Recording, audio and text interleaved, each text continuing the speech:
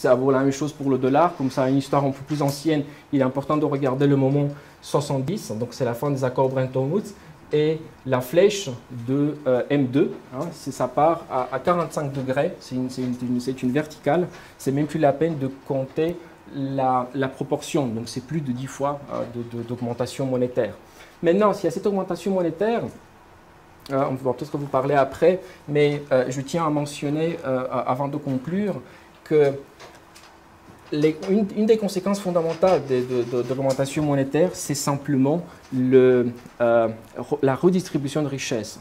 Richard Cantillon, cet économiste irlandais et français, a bien mis en évidence le rapport entre l'augmentation monétaire et ses conséquences pour la redistribution de richesse. Alors, il se trouve que plus la quantité monétaire augmente, hein, plus les prix augmentent. Ça, nous le savons déjà. Mais ce qui est important de comprendre, c'est que tous les prix n'augmentent pas en même temps, au même moment.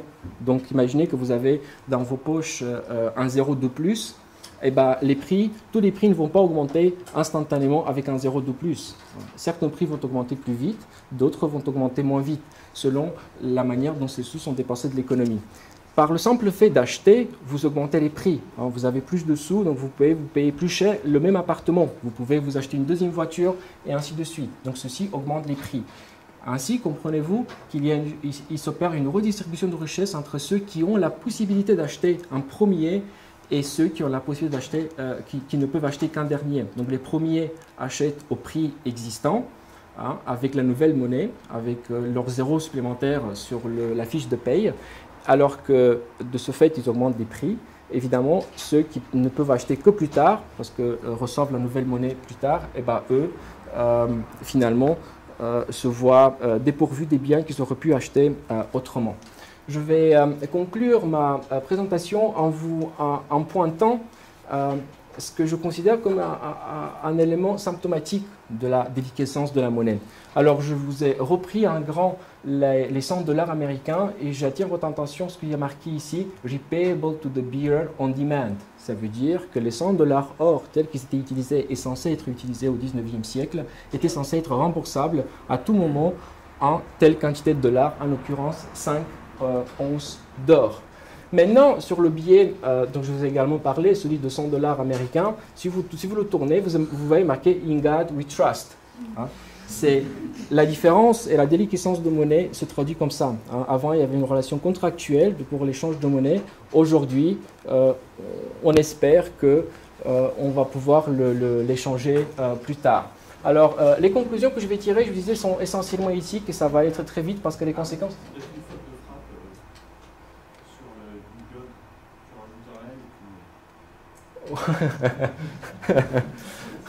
je te laisse expliquer plus tard la remarque. En revanche, je veux attirer votre attention, parce que je suis déjà dépassé un peu de quelques minutes mon intervention, sur les conclusions éthiques, parce que les conclusions économiques, on va parler déjà de la prochaine intervention. Et une première chose, il faut remarquer la contrefaçon. Ce que la plupart des philosophes en philosophie morale ou en éthique appellent contrefaçon est exactement ce qui se passe avec la monnaie. Hein. On vend une chose pour quelque chose qu'elle ne l'est pas, ou on trompe le consommateur. Hein. Réfléchissez au sens même de contrefaçon. Alors il se trouve que si c'est fait par le pouvoir public, ceci n'est pas immoral. Mais ce simple détail que la monnaie est fabriquée par le gouvernement ne suffit pas pour que son action n'est pas moins immorale. Le deuxième élément, c'est le détournement de fonds. Hein, les banques centrales opèrent à travers les réserves fractionnaires un détournement de fonds. Je vous disais, ils intervertissent les préférences des gens. Vous déposez des sous à la banque et vous pensez avoir des comptes à vue, pouvoir les retirer tout le temps. Et bien la banque détourne vos fonds sur des fins insoupçonnées par vous-même. Donc ceci, pour la plupart des philosophes en philosophie morale, est immoral, hein, détourner des fonds. Dernière chose, c'est la redistribution opaque de ressources.